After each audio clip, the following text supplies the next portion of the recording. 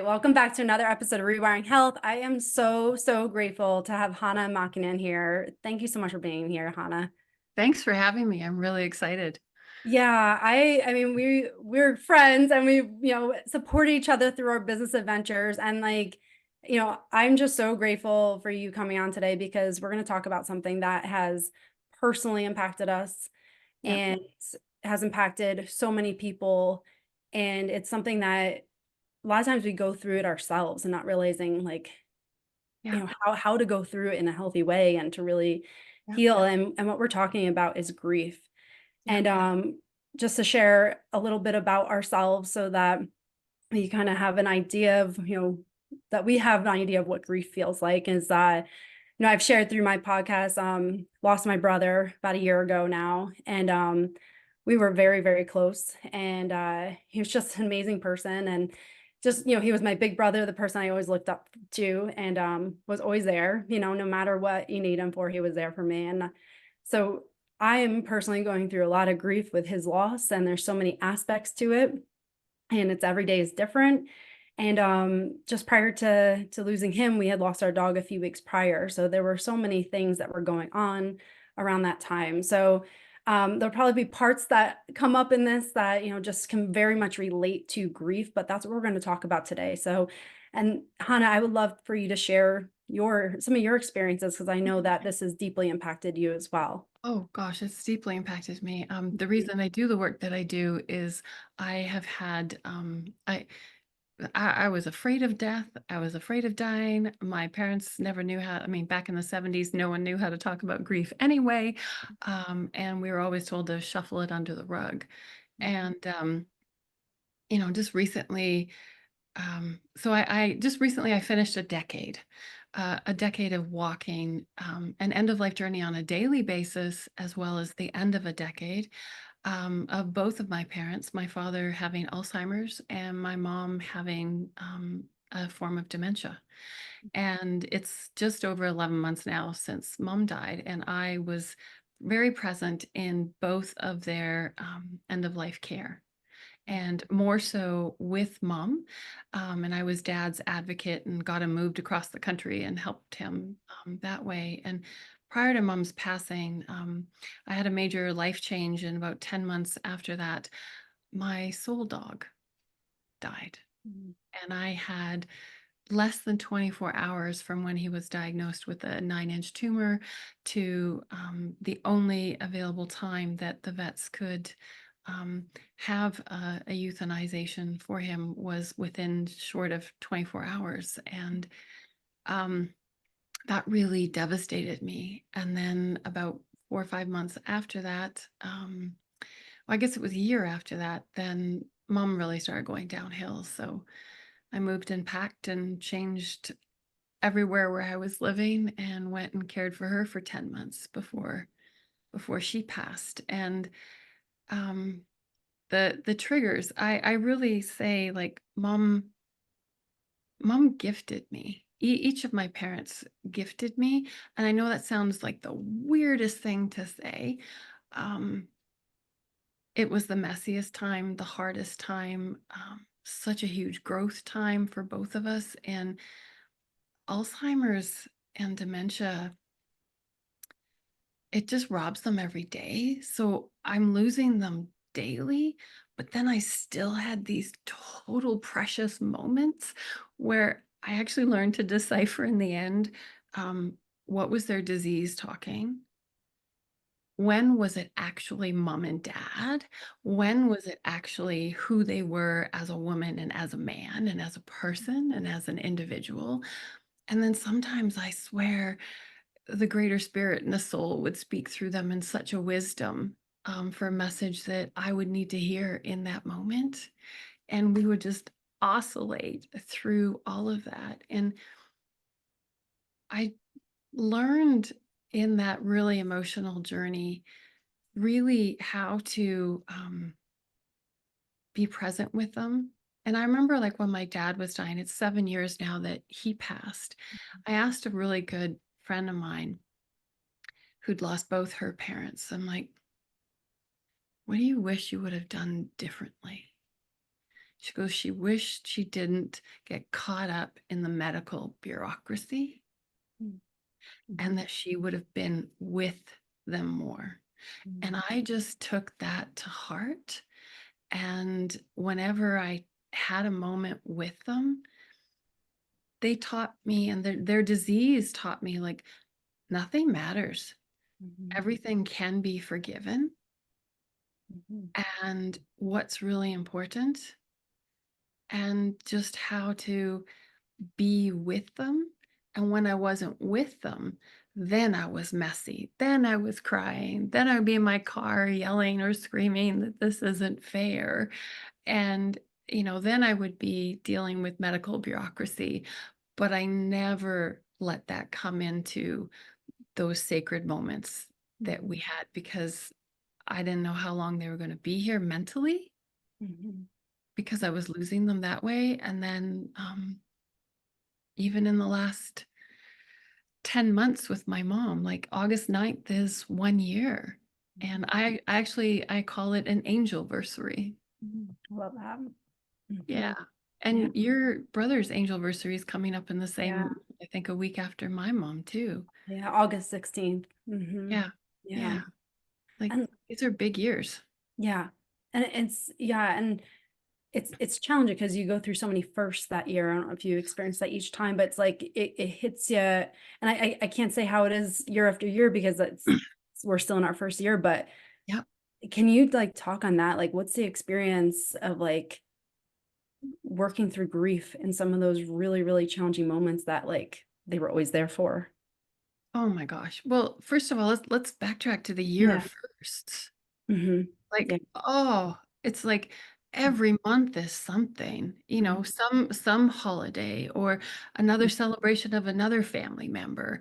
And every one of those is just another one that just, like, literally, it's almost like a sucker punch. And then I do mark every month right now in the first year that Mhm. she's gone. Mhm. And now that my dad's 7 years, there's a certain, his birthday, Father's Day, oh my gosh, the day we spread his ashes and the day that he died. Those are now the main ones. I don't mark the months.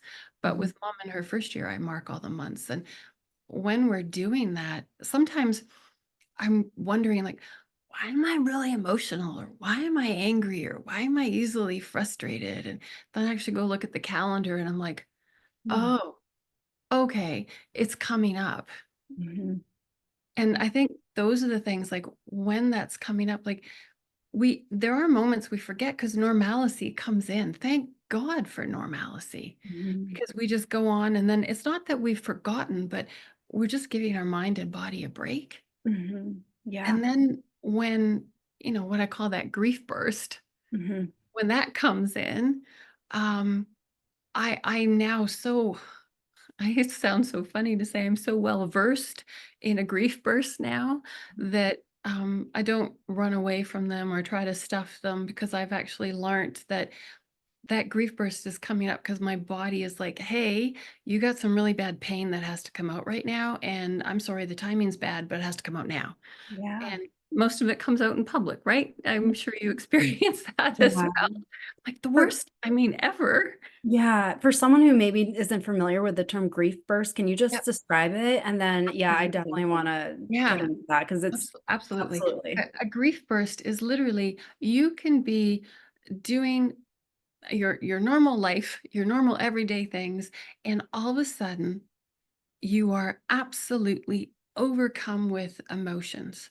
I Mhm. literally call, like, it's a storm squall that's come through, and it's just like opened up and flash. You are crying, you're completely overwhelmed, you feel gutted in that moment, and you're wondering, where the heck did this just come from? Mhm. And then it leaves almost as quickly as it came. I Mhm. find when I give it permission to come out, um, I actually have a little more energy and a little more clarity, Mhm. and I have space. Mhm. And I also equate it to sometimes being like a pressure cooker. So Mhm. most of mine happen in the grocery store because I'm triggered by music from the 70s and 80s, which take me back to my childhood and memories with my parents. Mhm. And I'm just going to share briefly. The other day, I was out for my morning walk, and it was 2 days after my mom's 11-month anniversary, and I was really missing her. Mhm. And there's this elderly lady. I'm like, well, isn't that funny? You kind of look like my mom. Mhm. And she had a little black schnauzer, which was the dog that my mom had. Oh. And I was just like, oh, this is a message for mom. And I was walking past this woman, and I'm awfully a chatty person. So I'm like, oh, your dog is so sweet. Can I say hi?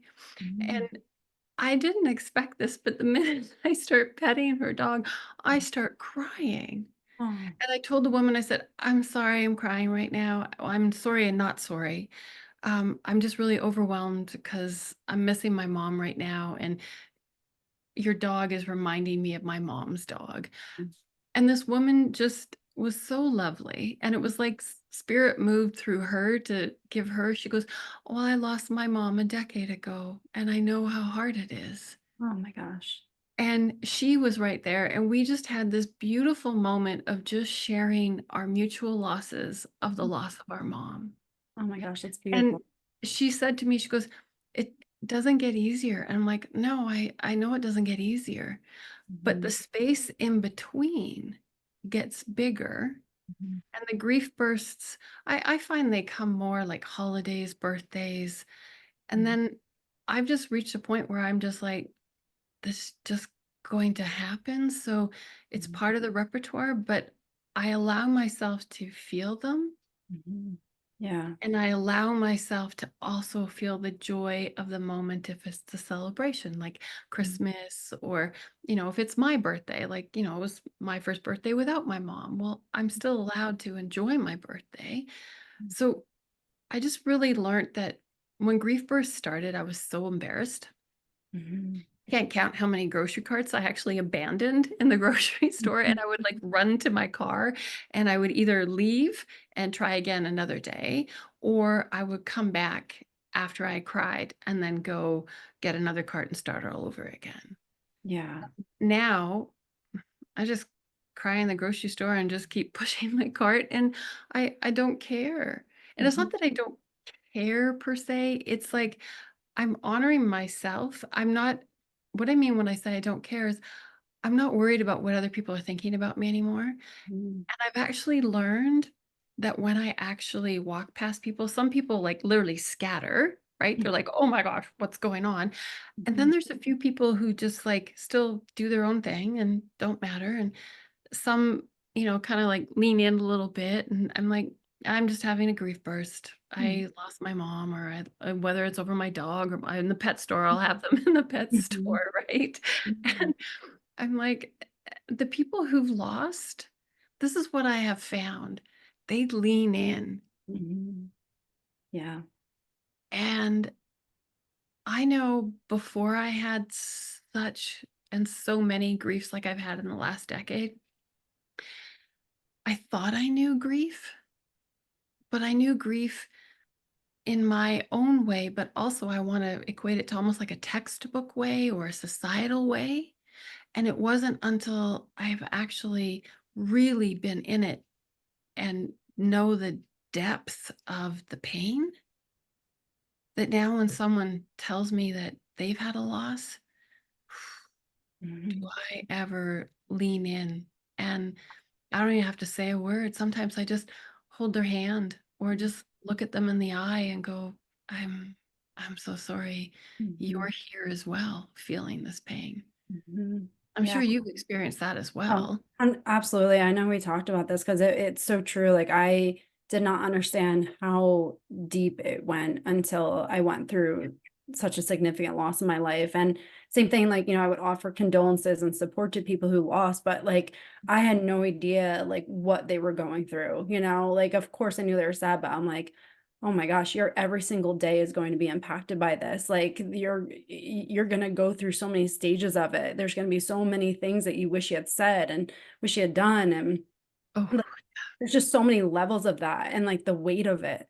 I mhm.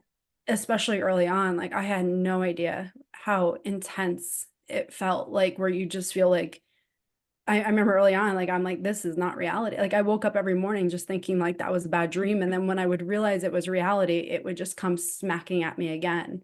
Yep. And it's like those moments that, like, you don't see or hear necessarily from people, it's like those are the moments that you're like, I have so much empathy now for people who've gone through it because, like, there is just a deep knowing of, like, you are really going through something significant here. And I think the hard part, and you touched on it earlier, and it really just stuck out to me, is that we're going through grief, but the world doesn't stop. You know, No. we still have to function, you still have to be productive, you still have to show up every day.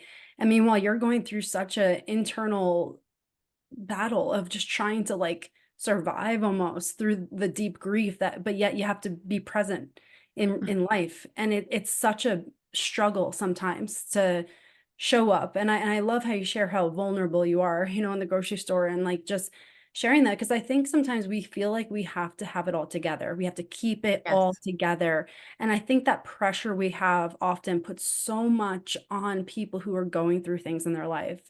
And so I love that your vulnerability, just like your story of connecting with that woman in the park, like, that's what it's about. I think if we can all just share some vulnerability and take down the mask and realize, like, every single one of us is going through something. And now here you just connected with somebody that, like, I'm sure she got a lot from that too. And now here you Absolutely. are helping Yeah. each other heal in that moment. And Yeah. it's like, I think that's what it's about, just making these connections of, like, I understand, I see you. And you said that earlier. That Yeah. is everything. Well, Every we want to be seen. We want to be heard. Mhm, We want our pain witnessed. And I didn't realize, like, I mean, I knew I was pretty much a pressure cooker that morning. I felt really, like full up. mhm, And I realized, like, oh, here's the grief burst. I'm almost grateful for them mhm, because I now had space and I could literally feel my body start to relax. But mhm, there's another thing I want to comment on, um, that you were talking about. Like, it's so, I want to use the word grief is debilitating. mhm, There are days, I just wanted to lay in bed. I didn't want to get up. I didn't know how to get up, let alone have a shower. That when my grief was at its worst, particularly because I had three major losses in a 4-year span, and I literally wrote a sticky note: brush teeth, mhm, shower, eat, mhm, see if you can go for a walk. And if I did one of those, I mhm, had a good day. mhm, And then I could start to add more. And I had sticky notes like, what's my morning routine? What's my bedtime routine? And I had to write them out, and then I could like tick them, you know? Like, it's kind of like the atomic habits, right? I mhm, had to make life survival atomic habits because I was in such deep grief that I couldn't think of even the basic things. So mhm, that's what I want to share. Like, it does go to that level. And then I also want to touch on when you say, like, you feel like there's the mask. I'm like, oh my gosh, yes. But how else can we teach people to do grief differently? Is if we don't allow ourselves to be vulnerable in public, mhm, we can't teach the public how to have a different view. mhm, If they're uncomfortable, like, yes, in a grocery store, people will scurry. Well, great, then I have the whole aisle to myself. That's okay, right? But that's okay. They haven't had the loss. mhm, But we actually end up having 2 or 3 or 4 faces. mhm, The We come home and it's the mortal, I wanna call it literally, because it's the mortally wounded grief. mhm, Sometimes you can't function at home because it's so bad, because mhm, you finally get to come down from trying to hide it or block it from everyone else. mhm, And then you have the, let's armor up because we got to go out in the world. Let's hope I can function at work and do my best. mhm, Let's hope someone can understand that I don't have the full brain capacity to think like I did because my brain and heart and body are shattered by my loss. Mhm. Let's hope someone can have empathy for me, Mhm. Yeah. especially at the office Mhm. or, in a working situation. And if you have someone who is your, I don't know what the right word is, boss or leader or manager who's empathic, or a coworker who's empathic, and you can share this, it's a plus if there's someone else who's lost someone. But if you could just share, like, hey, I'm doing the best that I can with grief. Because really, the first year, it's kind of a write off. Mhm. The second year, here's the shocker. Early grief is 2 years. This is, I took my training with David Kessler to become a grief educator and a grief specialist. And he goes, early grief is 2 years. Mm. You know, grief doesn't need, in my opinion, does not need to be a medicated condition that we need medicine for, especially after 6 months. 6 months is nothing. two Mhm. years is early grief. The first year, we're kind of in a daze of firsts. The second year, it actually can hit us even harder. Mm. And why? Because now we're in this is real. They're Mhm. not coming back. Mm. They can't come back. And it's like, wow. And also you're like, this is now the second birthday, Mhm. anniversary, special day, special Mhm. memory that I'm going to live without them. One of the best things that ever happened to me, her name was Jackie. I don't even know her last name. And I was in the equivalent of like not a Ronald McDonald House, but something like that for family members. And my father was in the hospital, and we didn't know if he was going to make it at that time. And that was a place that I could stay because I was out of province. Mhm. And this one elderly woman who had walked her family member, she was the last surviving sibling of her family, and now she was losing her husband. Mhm.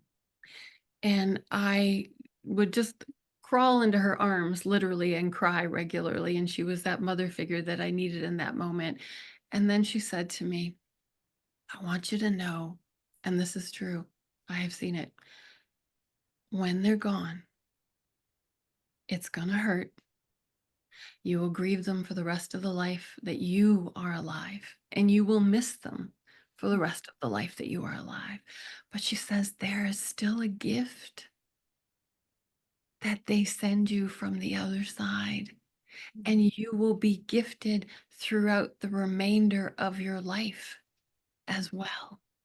So it's hurts, but there's gifts, and then the love and the grief are going to merge together. And I got to know my dad, especially more so after he died, Mhm.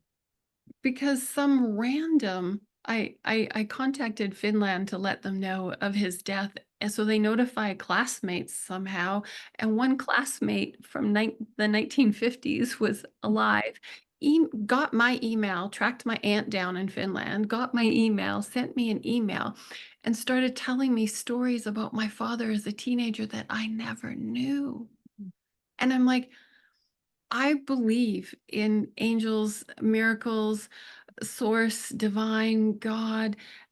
How else are these messages coming to me? And they would just make me laugh and cry at the same time. And here I am still learning more about him Mhm. after the fact. And he Mhm. sent me photos and yearbooks from Mhm. my dad. And I'm like, how does that happen? Mhm. Yeah. And I've just witnessed, like, in my own work, um, like, so I work with animals and people, who are walking the end of life journey with their pets. I see how animals try to get messages through to Mhm.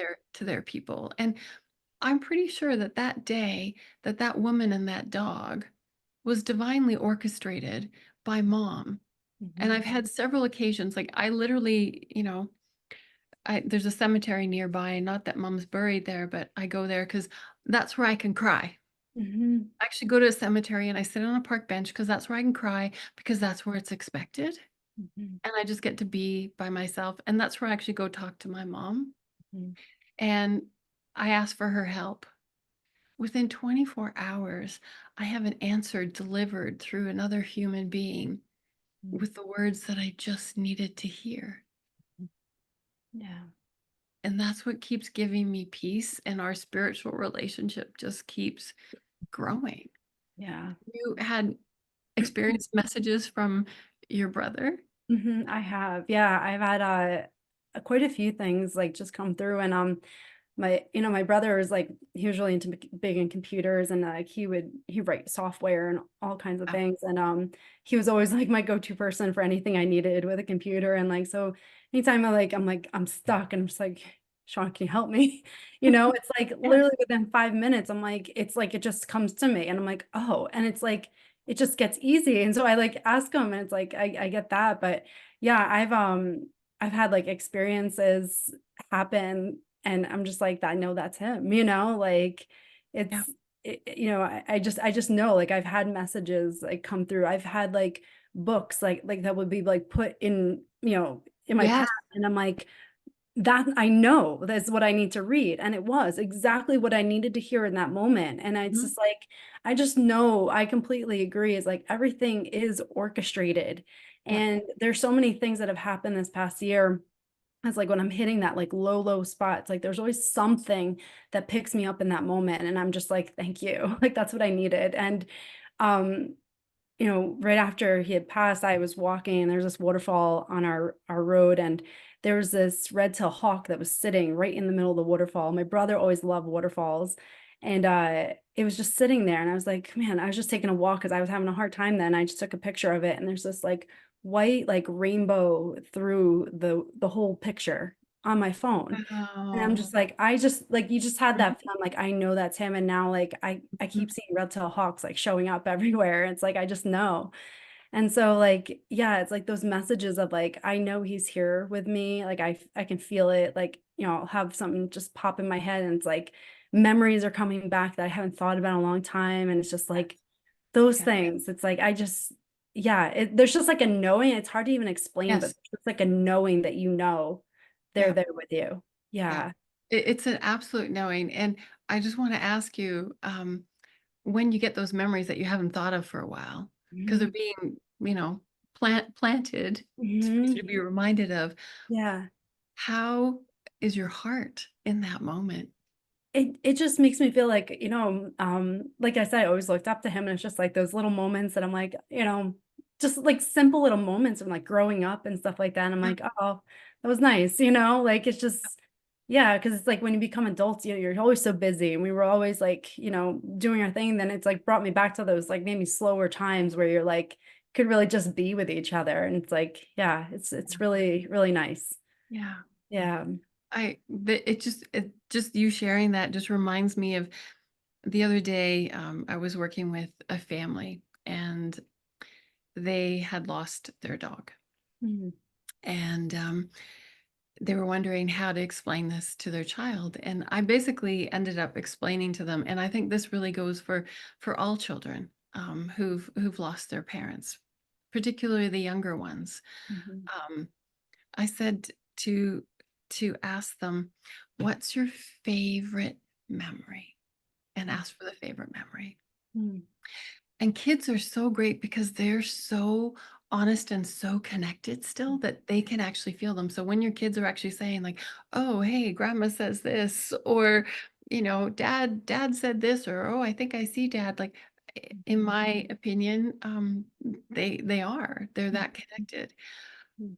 But also, I'm going back to asking the kids, like, to share their favorite memory and make a story and ask them what did they like about it. But then really to get them connect to their body and ask them, how does that memory make your heart feel? Mhm. Yeah.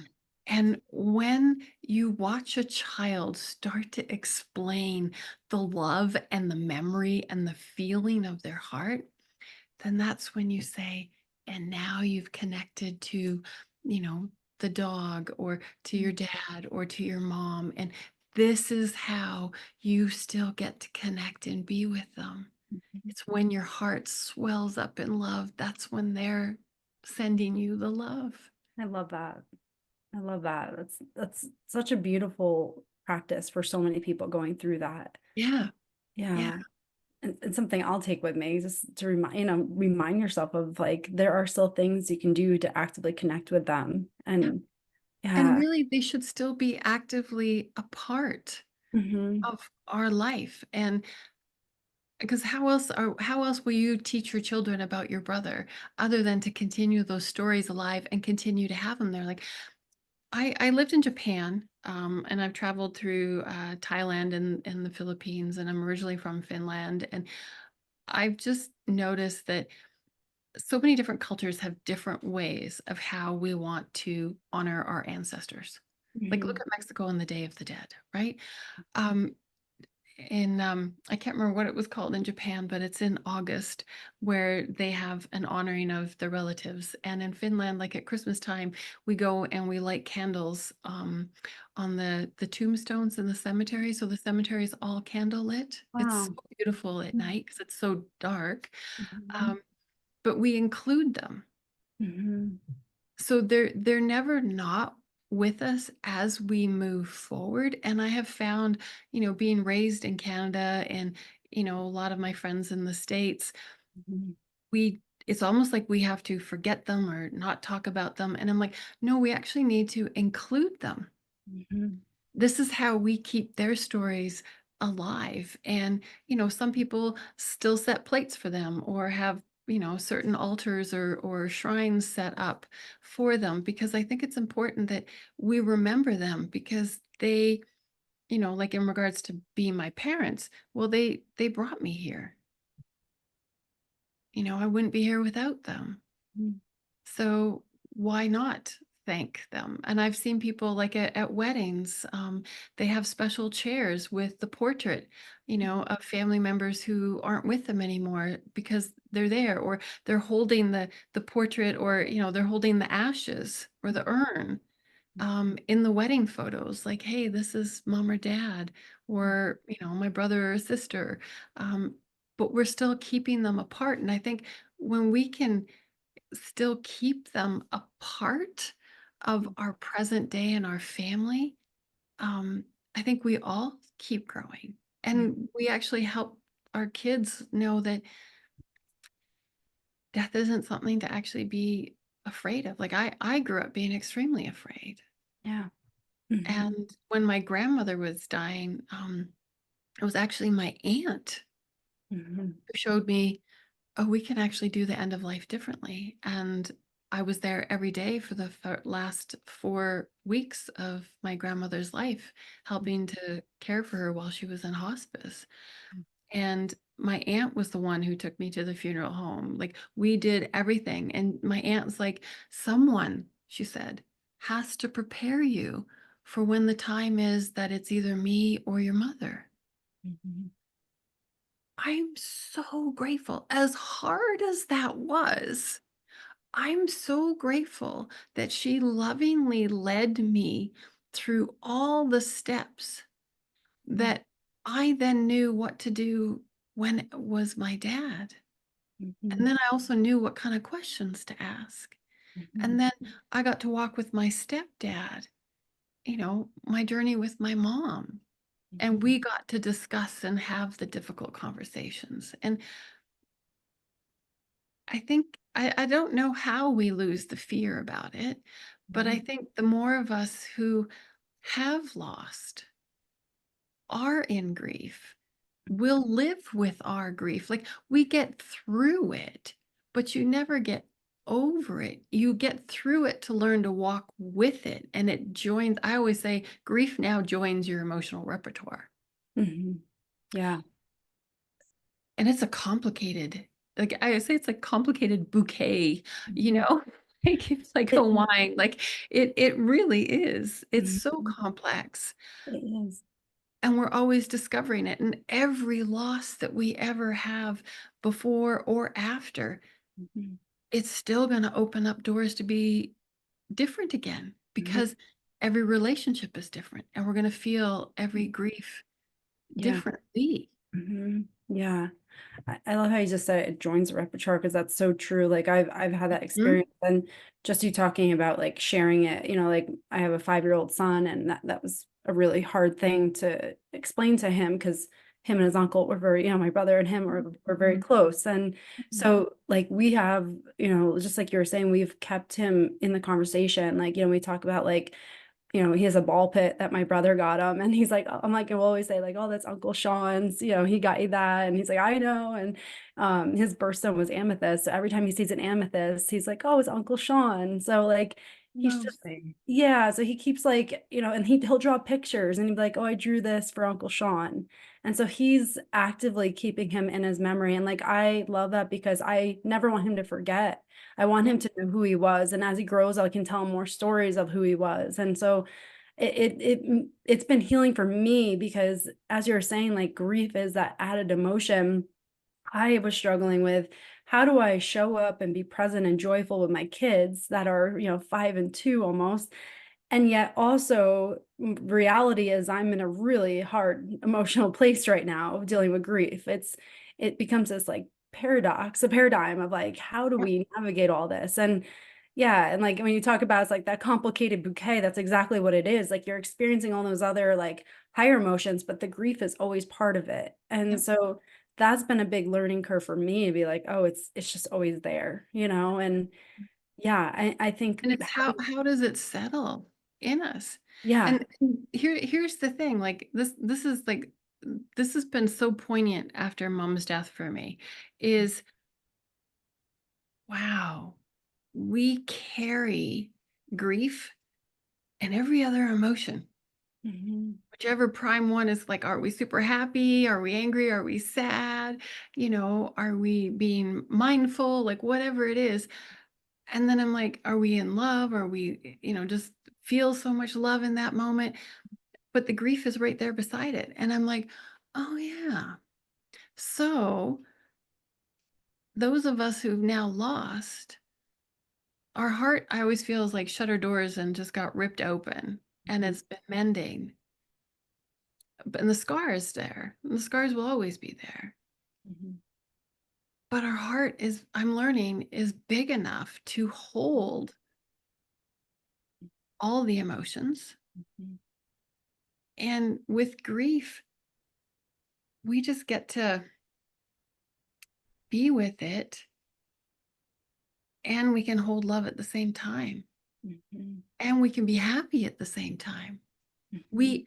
That's the mind-blowing concept, I think. It's Yeah. like how, and then this I'm like, oh, this is the true definition of the word bittersweet. Or I usually rephrase it as I feel broken and I Mhm. feel built at the same time. Yeah. I Mhm. f- you know I'm shattered and yet I'm whole. Mhm. And Yeah. it's this complete opposite Mhm. simultaneously existing together Yeah. Yeah. that we now hold and walk through. And Mhm. I didn't understand. I mean, I understood it, but you know, this loss the most, and now, both parents gone just really has clarified that feeling for me even more. So a lot of people feel guilty, Mhm. they feel happy. A lot of people feel afraid. What if I forget? Mhm. Um, and I'm like, I know I I did take some videos of mom so I can still hear her voice. I have some videos of dad so I can hear his voice, but I have no videos of when they were without their disease. Mhm. Yeah. That's hard. Yeah. So I Mhm. still hear their voice when I want to hear it and go back and listen, Mhm. but I don't have them before their disease. But their disease came, and as weird as this is going to sound, it was the richest time in both our relationships because when you have a loved one losing their memory to a dementia or an Alzheimer's, Mhm. those moments are so precious. I'm the one who gets to keep the present day memory. Mhm. They don't. Yeah. There again, I'm filled with joy, that I have that memory, and I'm also filled with sadness that they don't remember because 5 minutes later, it's gone. Mhm. But what I'm learning about presence is that's exactly all we have is like this moment you and I are having this conversation. We have this in this moment. And then when the podcast is done, Mhm. now it turns into a memory. Mhm. Yeah. Yeah. And it's like, I feel like we almost need to be reminded of that over and over and over again. It's like, I'm sure going through that, it becomes that like reminder of like how finite that present moment is when you have it, and how finite things are in life, and that everything is ever changing and we're not promised anything. And it's like, yeah. And it's like to live in that and like realize that like here, if we're not, that's only where we can feel some kind of sense of peace, is that present moment. Yeah. Yeah. Like Yeah. so I used to live in the country and now I live in the city. And I really miss the trees in the forest. Mhm. So there's a really beautiful cemetery not Mhm. far from where I live. I walk there almost every morning. It's very healing. Some people would think, "Oh my gosh, that sounds so weird or corny." It's very peaceful. It's very Mhm. peaceful. The trees are lovely. And I read the tombstones, the dates, and I wonder their stories. And I'm like, "Oh, they died young. Oh, they were really old." And there's a gamut really of 0 to 101 that I have discovered in the cemetery. And I'm always wondering like, and then what? And then we're gone. And then we have a little memorial and then we're not here. So Mhm. how how do I want to show up? Mhm. How do I want to show up for who's still here? Mhm. How do I want to show up for myself? How do I want to show up for my life? Mhm. And also, how do I still want to keep them in my life and remember them? Mhm. Yeah. It's and I think that's like it's almost like becomes this, like, I don't know if you felt like this after you lost your parents, but it's like you just understand how finite life is, Yes. and you understand that there Yes. is no like one day anymore. It's like you do it now, Yes. because you can see that that time, I mean, it literally passes, and you don't know when your day is. Yeah. And it's that you talked about the gifts in the beginning, that felt like such a gift in that loss, because I realized that like you make things happen now. You live your life purpose now. You choose yourself now. You love yourself now. It's like all those things, like you have to do this now. Like Yeah. you got to figure out what's your lesson here. Well, because they say like we're not promised tomorrow. Mm. And the bubble is now broken Mhm. and they're not coming back. Mhm. And like I usually have a picture of my mom and stepdad right here at my desk. And like I'm just gonna show you like this is mom. This is mom right now. And this is what I have of mom and the photos and the videos. Mhm. And I was, I helped my stepdad with some of the stuff that he's going through and cleaning up the accounts and taxes and all that. And every time one of those is completed, or you have to remove their name, Mhm. or now the taxes are done, I literally sit here and just like try to catch my breath, going like, you're vanishing. I want you back. And then I'm just realizing I'm like, you are gone from this plane and you are not coming back. Mhm. And I'm still need something literally to hang on to. Like you'd mentioned before we started the podcast, your necklace, Yeah. I think it's for anyone looking. Yeah. Mhm. and like we still need those tangible things. Mhm. And I Yeah. think when they're gone and they can't come back, I think this is why it's even more important to keep the stories alive, because here's the potential. I heard somewhere, I think it was an Instagram story, someone had posted like we're only remembered for 2 generations. Mm. And if I think about it in my life, I'm like, oh yeah, that will be about true. Um, but you continuously telling stories to your kids, they get to learn Sean through you. And as they grow up, you're going to keep getting gifted from Sean with memories to be able to share with them that Sean is actually still he's actually participating in the raising of the kids. Mm-hmm. Yeah. And then they get to share stories. Oh yeah, my uncle used to do this. Isn't this funny? Yeah, thank you for saying that because like it just that just I feel like it just hit me. I'm like, oh my gosh, because that was like one of the things that felt like such a loss because my brother was such an incredible person and like he was the person that like knew everything about everything and I'm like, oh, he will teach them so much. And so that felt like such an incredible loss because I'm like I wanted my sons to learn from him. Yes. So for you saying that, thank you because that really made me realize like he still can be that person for Yeah. them. Yeah. Yeah. Yeah. I have goosebumps right now just thinking Mhm. about that. I'm like, yeah. Yeah. And and you get to be the storyteller. Hmm. Yeah.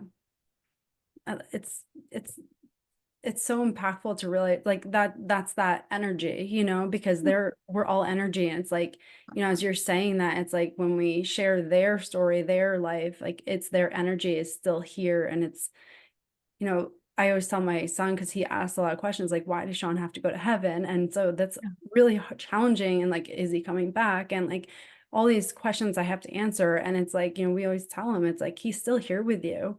You just have to talk to him. And like, and Yeah. it was really cool because the other day my son was trying to think of this dinosaur name, and him and my brother were always like they were gonna have this like dinosaur competition who could name more. And unfortunately he passed before he could do that. But it was really cool because he was trying to think of this dinosaur, and I'm like, well, Ash, oh, he's like, can you ask Sean? He asked me that, and so I like asked Sean, I'm like, what's this dinosaur? And he like described and everything. I'm like, I don't know what this dinosaur is. And then like 5 minutes later, my son's like face lit up, and he's like, Utah Raptor, and I'm like, oh my gosh, see, like Sean gave it to you, buddy. Like he knew, Yep. Yep. So it was Yep. just like you could see like the energy just come through him. Yes. Like it was just this like shot of clarity. And it's Yep. like Yep. it's like feels magical when that happens. It does. It does. Mhm. It really does. Like that's the hit that I get like with either of my parents. That's the hit that I get like so with my soul dog that passed. He Mhm. literally sends me he was 100-pound Rottweiler, right? 100-pound Rottweiler and he sends me one dandelion fluff. Just one and it floats in the air, or he sends me a fluff, but it's just the tiniest, tiniest little fluff. And it's so funny. I found a photo of him, of a puppy photo, and there's a photo of him as an 8-week-old puppy with one dandelion fluff on his nose. Oh And my I just God. burst out laughing. Oh I my have a God. black cat, and he comes in the house every once in a while with just one fluff on him. And I'm like, oh my God, you have such a sense of humor. Like, I have found our loved ones, be they animals or humans on the other side, they have to get really creative to get messages to us. Yeah. And they're really funny. Hmm. Yeah. And I found like in so many moments when I was really missing my dad would always send a black raven, but the black raven would be like the hugest raven you'd ever seen. And in the most obvious places that it would just make me laugh. Like one, I was taking my car in for a service. A black raven flew in front of the service shop door and slowly waddled its way Oh, across that I couldn't open the door. oh And my I God. had the biggest belly laugh going, Dad, you have the most incredible sense of humor. Oh, And that's awesome. but that was just that shift, like, you with the red-tailed hawk and, when you look in photos that you take and you see these orbs or rainbows in there, like, those are them also coming in and visiting, like, messages happen. I know a lot of people say, like, "Oh, I don't get messages." But when our pain and grief is so bad, I didn't get messages in the beginning. Mhm. I couldn't Mhm. because I had an wall behind my heart protecting it because it hurts so much. Mhm. And like it's for example, it's 3 years now that my dog died. Mhm. Um, I had my first dream about him just Mhm. recently, Mhm. and all I saw before was the dandelion signs, but now I can feel him more versus just see the signs. Mm, And I know this is one thing actually I really want to share. Our grief will come up to be healed when we are ready and safe. mm, So I want to share a story of my friend's mother-in-law. She was in the midst of raising two teenage sons when her husband died, and she'd never worked, and she needed to find a job because there was nothing to support the family and try to manage two teenage boys and all the grief, that it was only when she retired did she finally tap into her grief, and she was shocked that there's something called time delayed grief. mm, So I've experienced it. Like I had a horse when I was 17, and the pain was excruciating for what I witnessed and went through. That it wasn't until my first dog as an adult died in my 30s that I also now started grieving my horse. And then when I started learning about like animal communication and grief and going into the line of work that I do now, I had another healing that I could open up my heart to my horse. And there's that saying, like, does time heal all wounds? And I would say, in incremental levels, when you are ready, it mhm, will come up for healing. And often it's in those moments that you feel safe mhm, and ready, then your grief comes up for healing. And mhm, it's not always just in that moment. Like so many people in society think that, oh, okay, they've died. Now you've prepared for the funeral. You've cried for that week. You're back at work in a week to 2 weeks. mhm. You're over it now. Just get on with life. And I'm like, it hasn't even hit us. We're in shock. Mhm. You're so right. And it's like, yeah, that the societal's expectation of like in certain amount of time you should be over that and moved on. And that's just not the reality of it. That's not even true. No, no, You no, don't move on. You never do. move with it. Yes. You move through it to be with it, And it's and with you you. never get over it. You carry it. Yeah, 100%. Mhm. And I think just having conversations like this is that's why it's so important because if you're going through grief and you don't know that this is normal, that it can come up years later or Yes, that you're still feeling it after 5, 6, 7 years, like that's that's normal. very That's normal because the last thing you want to do is shame yourself after experience grief yeah. because that's only going to keep you in a stuck place if you're shaming yourself for still having these intense emotions like knowing that's normal and your system and everything is just going through it and just you talking about being safe like Mhm. I hope for anyone who's listening is maybe going through grief is like oh my gosh maybe like I hope it lets you take a breath and realize And like have permission to be yes okay in it, and yeah please give yourself permission to be messy, hmm yeah because this is hard. hmm And however many this is the other thing I want to share is how many years they were in your life. That matters. But what was the depth of hmm your relationship? Was your relationship complicated? hmm Because we can have complicated and challenging relationships with loved ones. That makes their grief complicated and challenging and difficult. And sometimes we're so angry, we don't even want to grieve. And anger is another way of expressing our tears. hmm Like some people just, they blow up. That is how they deal with their grief. hmm They're not wrong. And everyone has their own way that's unique to them and their relationship. Mhm, Like there is no cookie cutter, do grief this way. Like mhm, grief is not linear. Like, yes, there's the six, you know, well, David Kessler calls it like there's the six, I don't know what you want to call it, the steps or the protocol for it. But it's not that you go through, oh, one to the next, to the next, to the next. It's um, okay, I'm in denial. Oh, I'm really angry. Oh, I can accept it. Oh, but I'm back here again because it depends. Is it an anniversary? How am I mhm, feeling that day? Am I upset over something else? Am I sensitive over this? And we just oscillate between all of those Mhm. aspects of Yeah. grief all the time. And if Mhm. we know we do that all the time, I think we can give ourselves grace because Mhm. society is not going to give us grace. Mhm. We have to give ourselves grace. Yeah, absolutely. I love But that. there's one last thing I want to say because Mhm. this happens so often when we share our grief and people say like, well, just get over it. Or, for example, if it's an animal, it's just a dog, or, or like, aren't they're in a better place now? Like, these are not helpful. Mhm. They're not helpful at all. And another part that's really hard when we're in grief is we have those things coming at us from people who, in their mind, Mhm. believe they are saying something supportive and helpful. Mhm. I am guilty of being that person. And I was that person before I had a loss. Mhm. I was that insensitive before I had a loss without knowing I was insensitive. I thought well, society tells us these are the things we should say. They're in a better place, for example. Mhm. And then when I'm on the side who's now lost, I'm like, well, no, I want them here with me. This isn't a better place. Don't tell me they're in a better place.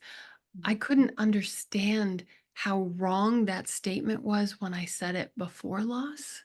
Mhm. I understand how wrong it is now with loss. So that's Mhm. the other thing I think grievers that we carry is you try to find someone that you can share this with, and you're met with insensitivity, and it just makes you anger or feel more alone. Mhm. Yeah.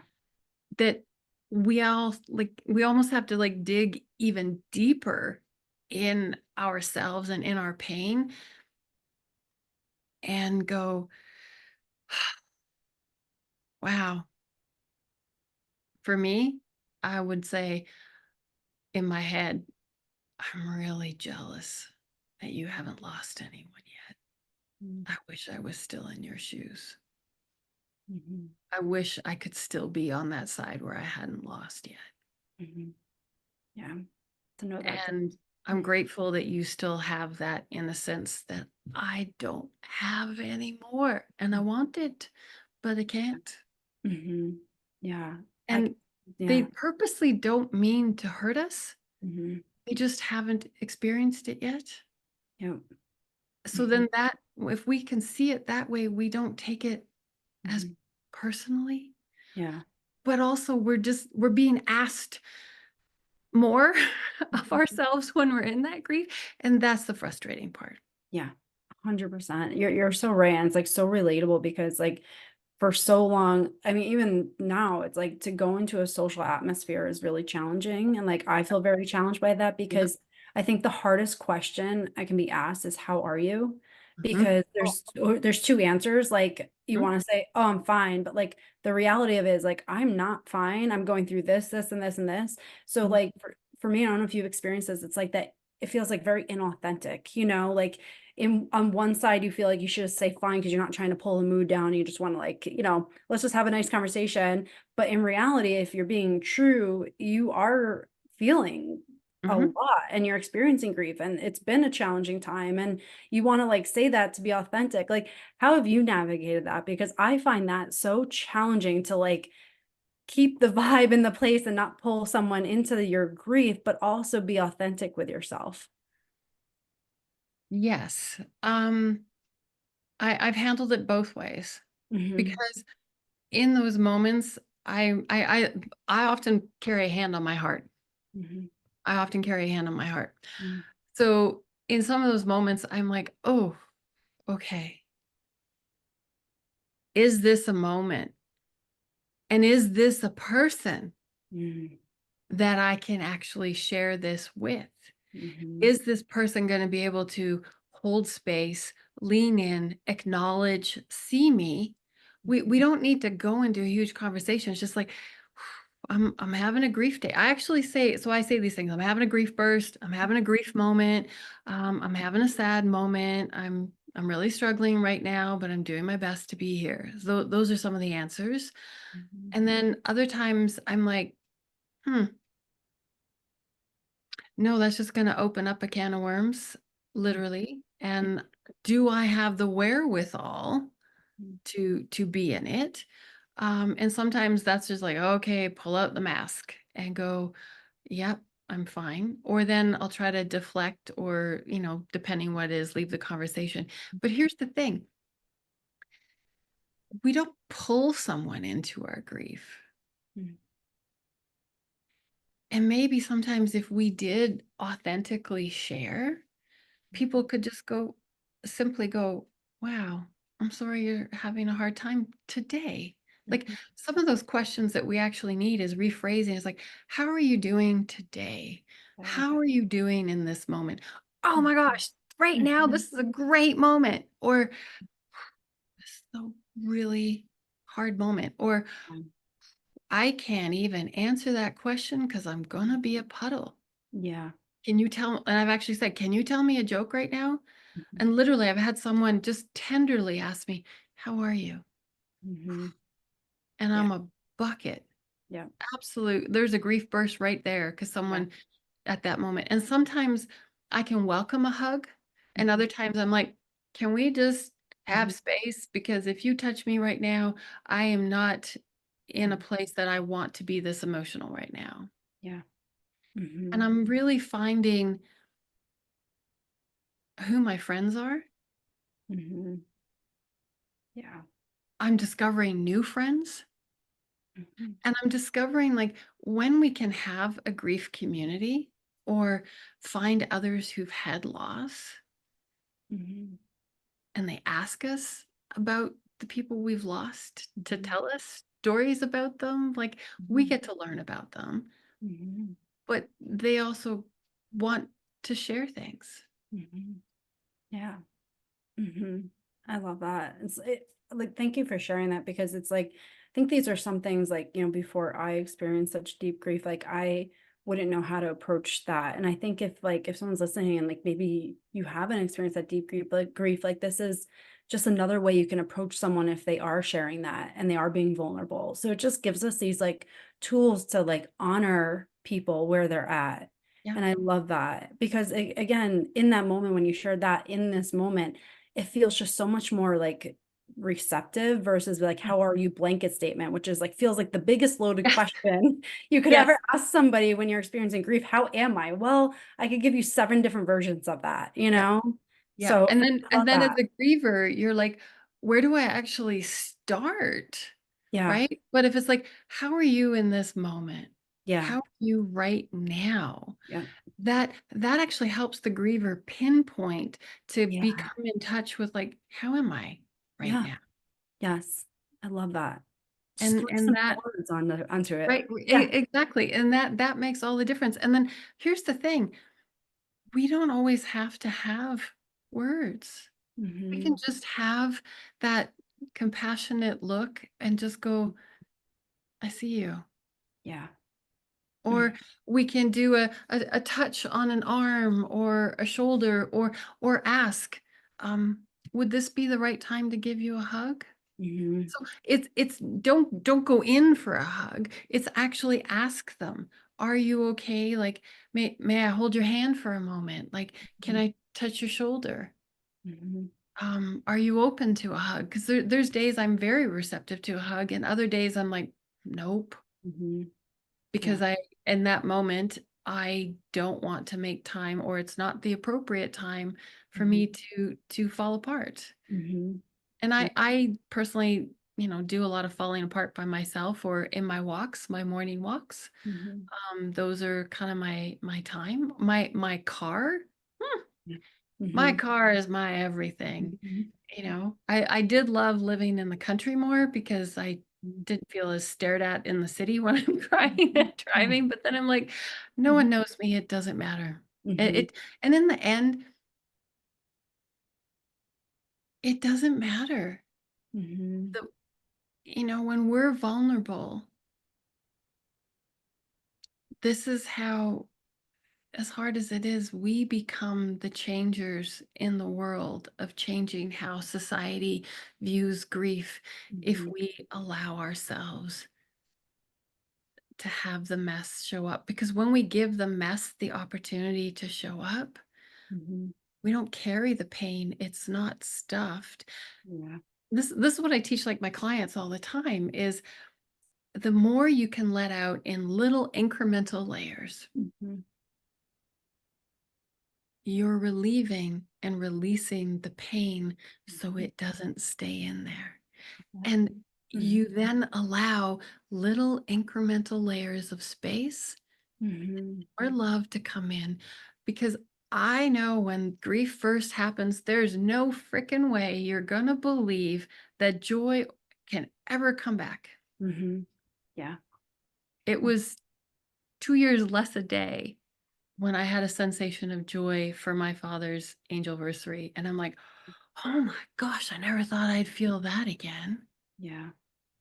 Mhm. And like with mom, it was probably at the ten month mark. Mhm. I had a glimpse of some joy. My Mhm. work gives me joy. Mhm. But in my personal life, I'm still trying to find my joy with my own personal losses. And Mhm.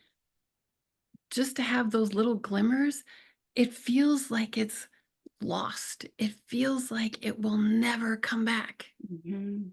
Yeah. But one day it does. That length of time, Mm. it's not set, Mhm.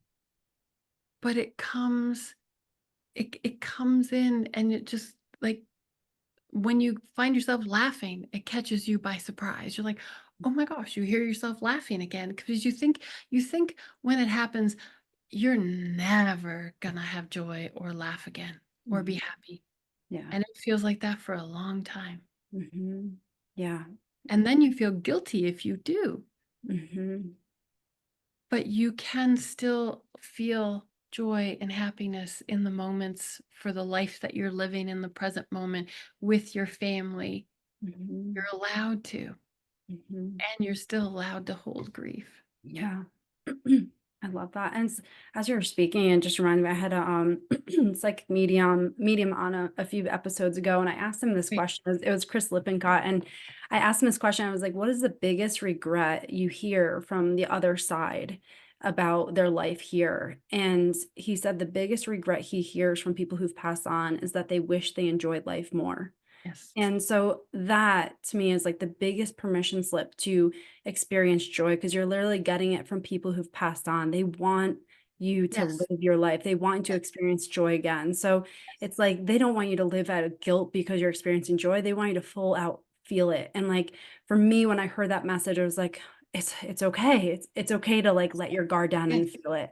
Yes. So yeah. It's giving ourselves permission because, Mhm. um, like, some people a decade, okay? A decade of an end of life journey with both my parents. Mhm. That's a long time Mhm. that I'm in a different place now after my mom than I was, like, after my dad died because he was my first parent. Mhm. But I also had so much closure with them. And Mhm. I still had joyful moments with my mom making new memories that I'm the one who gets to keep. Mhm. Yeah. And that's what carries me on.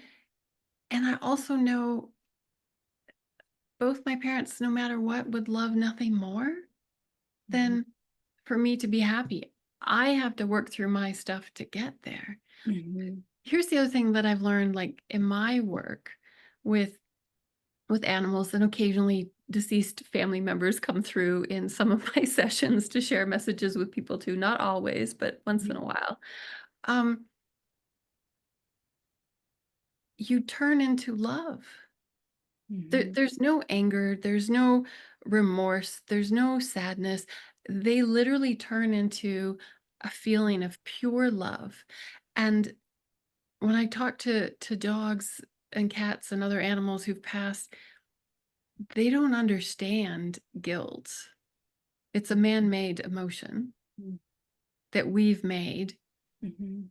They don't understand guilt, and they always when people are like, oh, will they forgive me? And they always say, well, there's nothing to forgive because they know everything that we ever did was from a place of love. So it's an unconditional love that our animals have for us here on earth, Mhm. that I honestly believe this is their mission when they live with us, Mm. is to teach us to have the unconditional love for ourselves. Because when we can have it for ourselves, we become free Mm. I because love that. we're not carrying the burden. So, yes, we make mistakes. Mm. Yes, we say wrong things. Yes, we do wrong things. But Mhm. can we still love ourselves in it? And can we love ourselves in our grief? Mm. And grief also makes us do crazy things Mhm. Mhm. because we're not of technically sound mind. We're of grief mind. Mhm. And we're overwhelmed at the tiniest things. Mhm. Yeah. And it Mhm. takes a while to, like, I almost want to say, rehabituate into the world. So for me, I have 3.5 years of a lot of losses, besides my dog and my mom. And it's 3.5 years and actively working that every month since January, there's more and more joy coming into my personal life. Mhm. Mhm. But Awesome. that was the time span. Mhm. Yeah. But it's coming because now, how am I going to choose to live my life and honor myself Mhm. and bring them with me and keep honoring them? Mhm. Yeah. I love that. Like that whole unconditional, like just the last 5 minutes, I'm like, yes, like on repeat, like that. It's absolutely beautiful because it's just that message of like, I think you need to just hear it again and again, especially if you're going through grief. Like it's okay to love yourself in this moment, love yourself through the mistakes you make, Yep. just that this is what it's all about. It's that learning and just giving yourself grace. And it's just, those are all the messages I think we just need to be reminded of Yep. Yep. over and over and over again because it's so easy to get stuck in this place of like this is forever and I'm Yes. gonna live Oh, like yes. this forever. Yes. Yeah. So I Yes. appreciate you sharing all that because that's just like I feel like I need to like listen on that repeat again. Like it's just those messages of like hope and like feeling like there's more to this and we can love ourselves through it and Yeah. realize that we can live a different way. Yeah. So I love that. Yeah. Hannah, I feel like we could talk all day. Like I this has think so just been too. such like personally healing conversation, but like I just know there's just so much value in this. And this is something that, you know, anyone going through grief, I hope it just lightens that load just a little bit for you. And I know it will, all everything you shared today. So I'm so grateful for you being here today. Thank And you. Thank you for having me. I really yeah. hope it gives people an opportunity to shift their perspective and find the grace and tenderness for themselves. Yeah. And if you're supporting someone in loss, I hope it gives you just other ways to be there for them, because sometimes the power is just being present and just sitting beside them or doing things without always asking the questions of how are you? It's like, do you want to go bake bread or go for a walk or go to a ball game? And you don't have to talk about it. You just need to be together. Yeah. Those are great. It's just showing up. Good. Showing up and leaning in and not being afraid. And when this is the other big thing, I want to say, I know you want to wrap up. It's like Oh no, go when for it's it. Yeah. awkward, because it's awkward. There are Yeah. times I have said, I don't know what to say. I don't have the words. Hmm. Yeah. And the best I have right now is, I'm so sorry. Hmm. Yeah. People would rather you say, I don't know what to say, Yeah. than say something like, oh, they're in a better place.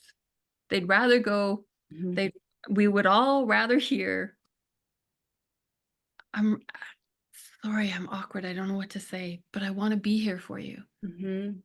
Yeah, 100%. Boom, Absolutely. you just saw the person in grief and Yeah. they feel witnessed in their pain. And you became vulnerable for them, that you gave them a place to feel safe and trust. Yeah. I love that. And I just want to go off of that too, just a little bit more, because there's something like I've experienced, and I think it kind of comes off from that awkwardness from people not knowing how to handle grief. Is like, when you first have the loss, there's a lot of support around you, and then it just like fizzles out. And then like, Disappears. yeah, and I have a few friends that like check in periodically, and it means the world to me. And I think, if you have someone who's gone through grief and you're like, oh, I don't want to bother them, I don't want to say anything. Like before I went through grief, I think I was that person. I didn't know to check in on people. And so Well, we all were, because we didn't know yeah, differently. Yes. yeah, exactly. Yeah. And like I can say like now, having experienced deep grief, like that means so much. Like a few months later, just like, hey, just thinking about you, just checking in. You don't have to respond, but I'm thinking about you. Like Yep. that Yep. means the world to Yep. someone who's going through something. And like I actually had one of my friend's moms who was like really close to me when I was growing up. She did that the other day for me, just like, hey, checking on you, love you. That's it. Like I was having this really, really hard moment. Like I was really having a hard time. And it just like, I just like the floodgates opened up because it meant so much that like she just randomly was thinking about me. And it just like, it meant the world to me. So like, if anyone listening, if you're going, have someone who's going through deep grief, just check in them, like just check, even if you just say that, I'm just checking in on you and thinking about you. And then they don't feel like the obligation to maybe respond if they're not feeling it, but at least they know. Yeah. Mhm. And I almost think, so there's certain, like a few friends who've lost their parents as well. And I actually put those dates on my calendar. Mm, that's really nice. And actually the year that they passed, so then I can remember how many years now, because I don't remember outside of that. Mm, But also sometimes I think putting a reminder in your phone, like maybe once a month, every 6 weeks, every 8 weeks, mm, to do that reminder check-in. Like yeah. that's an easy reminder to put in the phone, because everyone's there in the beginning. Mhm, And then at 3 months, you're really starting to come out of the complete shock, mhm, but everyone's gone on with their life. And at the 3 month mark, you really start to feel alone. mhm, And then it continues. And like I've had people come up to me and going like, aren't you over it yet? oh my gosh. You Oh, know? And I'm just like, no, no. I'm not. Thank Mhm. you for your asking. I'm Oh just like, no, gosh. you Yeah. know, or it's like, you haven't moved on yet. I'm Mm, like, no, I'm learning to live with it. These are mhm, people who also haven't lost. mhm, Um, mm. so, but it's still, Stings. ruffles the feathers a little bit and stings. Yeah. It's like, Mhm, oh my goodness, that was not comfortable. yeah. Um, And I don't wanna be the person who's like, even though I do grief education, Mhm. I you know, I don't always, in my personal life, I don't always want to educate everybody Yeah. on it. So Mhm, I merit, what's my capacity? mhm, Do I have capacity in this moment? Is this someone I'm going to see again or not? mhm. Yeah. Um, and then other times I'm like, "Mm, I wish I still had your innocence." Mhm, mhm. Yeah. But that doesn't stop me, that if they have a loss, like, I'm gonna show up for them, because Mhm. I know what it's like. Yeah. 100%. Yeah. So that And just we find new friends in this journey. And I think there's a new depth, because that outer shell got broken. mhm, And, I read a lot, and I'm really exploring, on my morning walks, just really contemplating, like, impermanence. It's just mhm. like, huh, I'm Yeah. past more than half my life now. Mhm, What do I have left? And mhm. I'm not getting younger, I'm getting Yeah. older, so, and Mhm, no guarantee how long I have. mm. Yeah. And the world in the state that it's at, I'm like, where do I want to spend most of my time, and with whom, Yes. and how? That's a question you could ask yourself every minute. And Yes. it's so important to ask yourself that. Yeah. Yeah. Yeah. Mhm. Yeah. COVID, I think, really opened up the doors for us Mhm. to start exploring this. This is why I think grief has really um, become something less taboo and more that we're talking about, because so many people Mhm. have experienced grief Yeah. since COVID came, Mhm. and more of us want to talk about it, Mhm. and Absolutely. we need to, because Yes. grief heals in community. It Mhm. doesn't heal by yourself. 100%. It's like as you were saying, it just reminded me of like this was a gift that happened, but like I didn't know anybody who lost their sibling. And so, I had people who had gone through grief, but it was a different dynamic. And I'm like, I said to my husband, like, I just wish I like knew Yes, somebody who's been through a sibling loss because it's just like a different it loss, is. and like Yeah. just have different experiences with them. And we're part of the momentum community, and literally I think I put something just in there about my story, and someone sent me a message just saying like, hey, I don't know if you want to talk, but I lost my brother a few years ago, and I can relate and I would love to chat with you. And so I ended up getting on a Zoom call, and we're like friends now. So you talk about that new community, like, now we're supporting each other in our businesses, and it's like been Yeah. a really good connection. But it's like that was like a gift that, like I said it to my husband, I wish I had somebody, and here it Mhm. was. And Mhm. so I reached out, and now it's like a new person in my life. Yeah. So yeah, it's Yeah. amazing. But it's like, just asking for that support, like you're being supported. You just have to ask and be receptive to it. Yeah. And Yeah. I want to talk about the receptivity of all the signs, Yeah. synchronicities, messages Yeah. that come through. They're subtle. Yeah.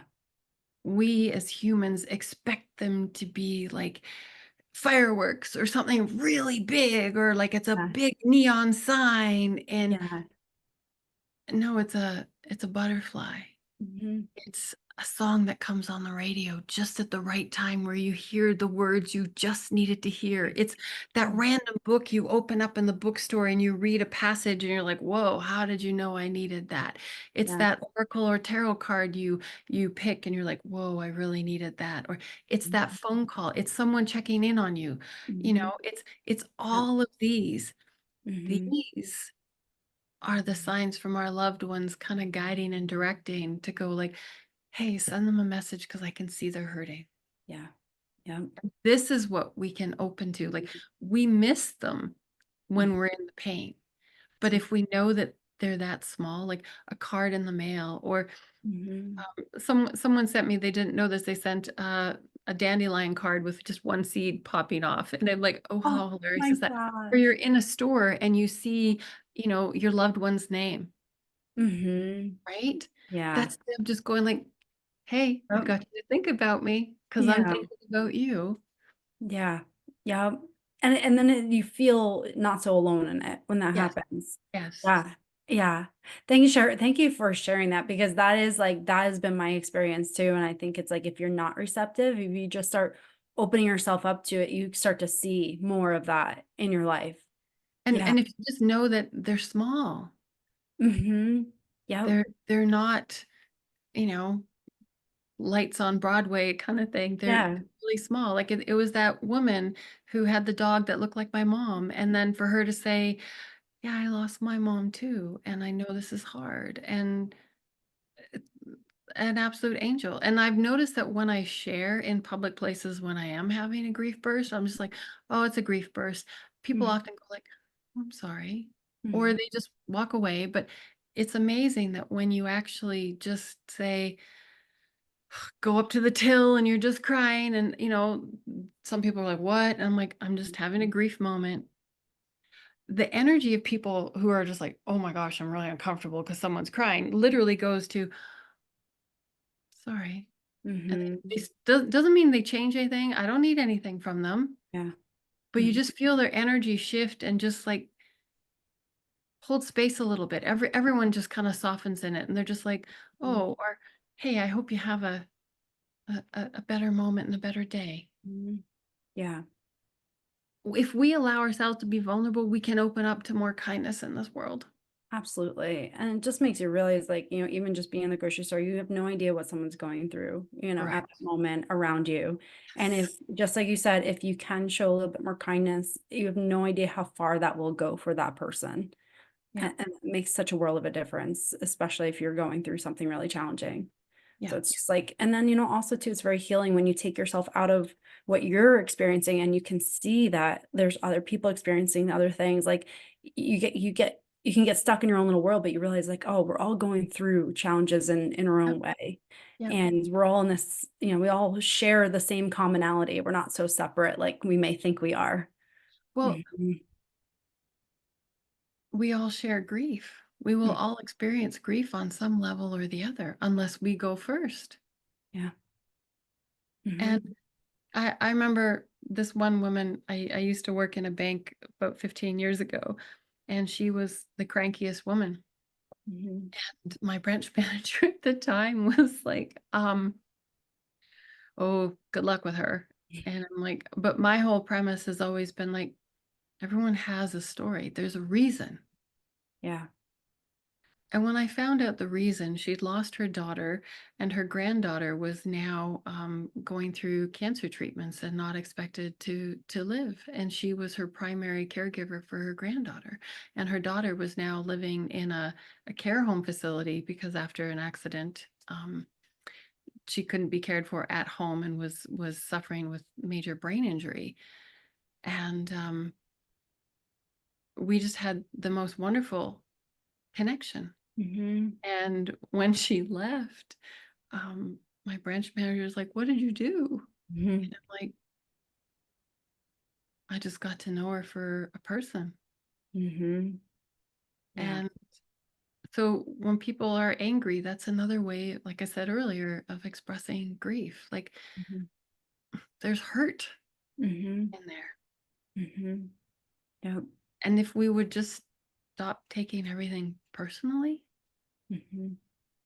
and just go, wow, they're really angry right now, or they're really sad. Hmm. Yeah, Something absolutely. something's going on, and I'm not gonna make a story about it because I Hmm. don't know unless they tell me. Hmm. Exactly. Yeah, exactly. And Then just you then can still show for send more love compassion. and kindness and compassion. Yeah. Mhm. Yep, Yeah. absolutely, and then it just raises you up when you can be compassionate versus being, like, maybe annoyed or prejudging somebody. Yeah. You actually heal through that. So Yeah. yeah, Yes. it's for you, but not for other people, but it's also very much for you as Yeah. well. Yeah.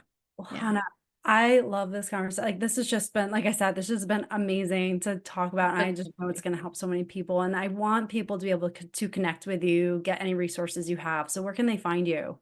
You can find me at endandafter.com, Mhm. and on Instagram and Facebook, I'm End and After Medium. And so I specialize in an animal's end of life journey and helping pet parents through that. Um, but I also offer grief support sessions, and some people reach out to me whose parents have Alzheimer's or dementia and they want to know how to navigate. So I don't keep it specific to pets, but you can always reach out to me and we can figure out, you know, how I can support them or help them that way.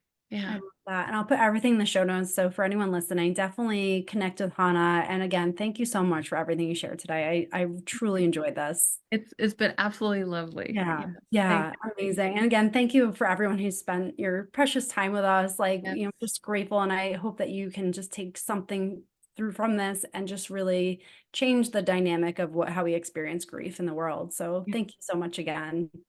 Thank you.